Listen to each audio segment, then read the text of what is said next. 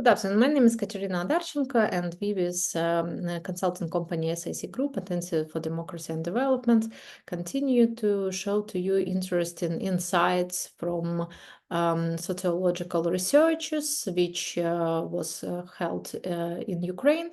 It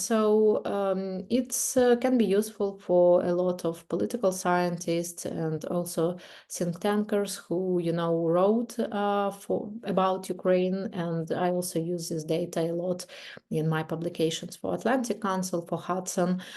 So today we shortly will see like IRI sponsored research from the start of 2024. So generally, it's a big CATI research for 2,000 respondents, and CATI, it's method of telephone research.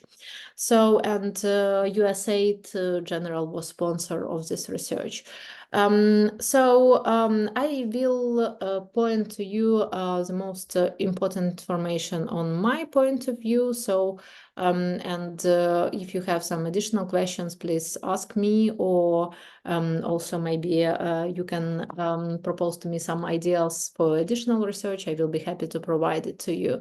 So as you see for now, when people ask, do you see optimistic or pessimistic like a future of Ukraine, mostly respondents like this percentage, like 80%, pretty optimistic about future of Ukraine, which is very interesting understanding of like feelings of people, and it's pretty the same in all regions of Ukraine, which you can see in here, and for all ages. So it's not a lot of difference between regions and ages.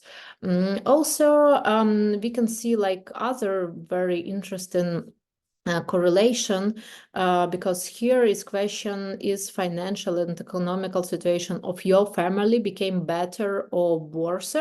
So no, as you understand, better and of the left side it's green one, and worse it's on the right side, it's like purple ones. So for mostly people, economical situation of their families between worse. So as you see, it's between worse, but people still optimistic. So it's very, very typical for Ukrainians, because when also it was revolution, or Orange Revolution and Revolution of Dignity, we also have this, that people ready to suffer some period of time to have like good result, to have better future. And it was also when it was very hard, like fighting for European pathway and European integration of Ukraine. Also when sociologists asked, do you think that your economical situation next year will be better? Mostly people said that it will be on the same level, 36%. So other interesting point, I'm put your attention to this point in every my video. So you can see that people, 88% see that Ukraine will win this war. One more time, it will win without like details how we see this like win, but 88% think that Ukraine will win. As you see, also it's will win exactly, or most likely will win. Also the next question, very interesting. So what is like will win? So 45% said that it's all territories on 1991 when Ukraine, get independence. 7% think that Ukraine will take Eastern Ukraine, but not Crimea. And 7% think that Ukraine will take Crimea back its peninsula on southern Ukraine, but not Eastern Ukraine. And 16% think that Ukraine will come back territories like from the second part of war when Russia started like official aggression, but not territory which was taken like Crimea and eastern Ukraine. And 16% also think that Ukraine will lose some new territory. So it's interesting. It's very interesting, like understanding what is the win for Ukrainians and how they see scenario of this win. So I also it's very important to pay attention to this result. And for on 14th slide, and for people who know Ukrainian, I will put this research, of course, as a link for you. And also, as you see, it's less and less people understand that Ukraine will take all territories from the beginning of independence. So it's, you see, so it's decrease of this level by years. And one more very interesting issue, when war will end. So 26% of people think that it will be less than 1 year. 36% think that it will be 2 years from 2024, and 14% think that it will be 4 years. 11 not sure. So it's also interesting because before on the first step of war, I also do this video, and we see that mostly Ukrainians think that it will be not more than 2 years. So it's also very interesting point to discuss with you. Other issues which very interesting, it's how you understand level of mobilization in Ukraine, because now it's new law about mobilization. So it's very important issue for generally like winning the war, because as you know, in Russia, it's also some changes in like new war minister in Putin's cabinet. And Putin originally maybe prepared for long-term war. So how you understand now level of mobilization here, 30%. So on the left side, it's that mobilization is too high, it's purple. And from the right side, it's blue, it's that it's not enough mobilization, not enough people in army.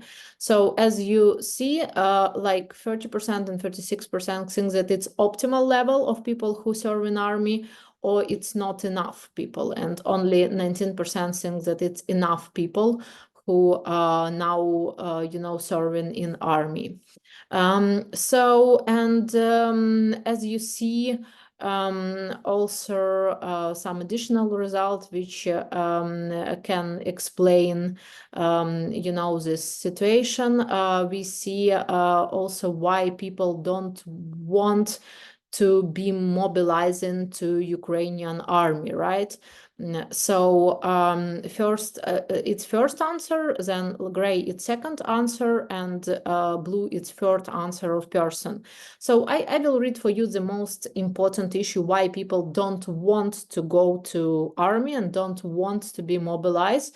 So for sure, first issue, it's people don't want to die, and they don't want to be handicapped, or they don't want to be imprisoned like hostages. Second issue, which very important, so people don't want to have unfair mobilization. Maybe it's my thought, it's not in like this, it's my thought that maybe people see that, more rich people don't want to serve in army. So also, other third issue, it's people said that it's not enough of army and ammunition and weapons. Fourth, it's people not trust to, government. Fifth, it's issues of corruption in army. And sixth issue, it's not enough social like help and help for veterans after. And the next, it's like lack of motivation, problems in army, not enough communication from government, but it's not so big issue. So I point to you main important issue, and I think that it's very important for Ukrainian government and for international partners also to do communications on these issues. So it's very interesting also why people want to mobilize and what motivates them to mobilize. So first issue, it's better armor, better like supplies for army. So it's first like plus of mobilization and first motivation. Second, it's mobilization of all social groups which not connect with income. So as you see, my thought on first slide was like more right.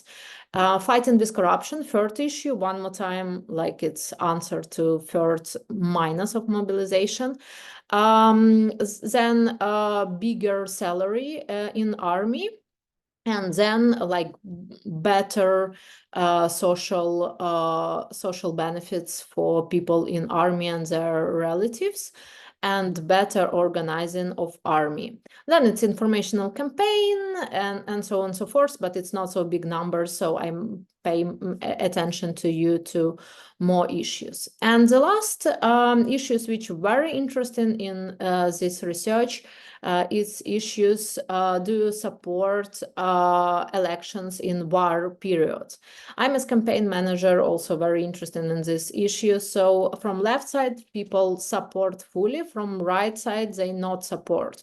So as you see, if it's local election, mostly people not support or most likely not support, it's purple one. Elections to parliament, pretty the same, and elections of president, pretty the same. So now people not, mostly of people not support elections, but also like if we have like green one, it's pretty big numbers of people who support elections, right?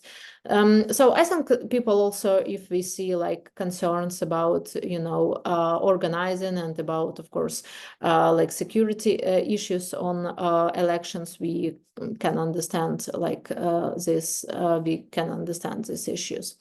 And also very interesting what people see as, you know, problems for development of country. And first problem, what people see, and we can see this issue from questions before, it's corruption. 51% see problem as corruption. Then aggression from Russia, 46%. And then only 11, it's economical crisis, and 10, it's not enough like people with qualification in government, and 4% that people not believe to power. But corruption, it's almost the same as aggression to Russia, and it's very typical for a lot of post-Soviet Union countries. So also, if we talk about economical problem, and I wrote a lot about economical problems, 30% of people see as economical problem, it's prices of food and prices of household payments of energy bills and other like bills for housing. Also not enough work and not employment, 19%. Also small social benefits, very not social benefits and pensions, like social security, it's not enough. And also like less pay stubs, yeah, so less income of people.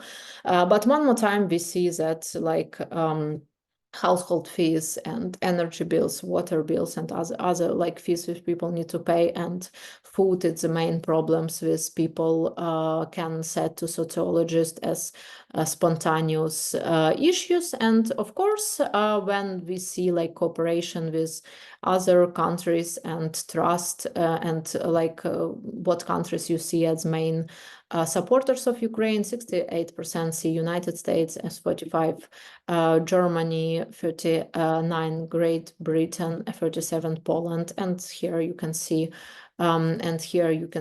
other countries. So also when also the last question is when people when Ukraine will join to European Union, and how much more time we need to join European Union. So 26% of people see that it's less than 3 years, 32% see that it's 3-5 years, and other people see even a longer perspective of Ukrainian integration to European Union. So I think it's enough for this video, because I pay to most important, from my point of view, issues on this research, and on the next video we will discuss maybe one more interesting issue from this research. And if you have some questions, please feel free to contact me and team of SIC Group and Institute for Democracy and Development. My name is Katerina Odarchenko. Bye-bye.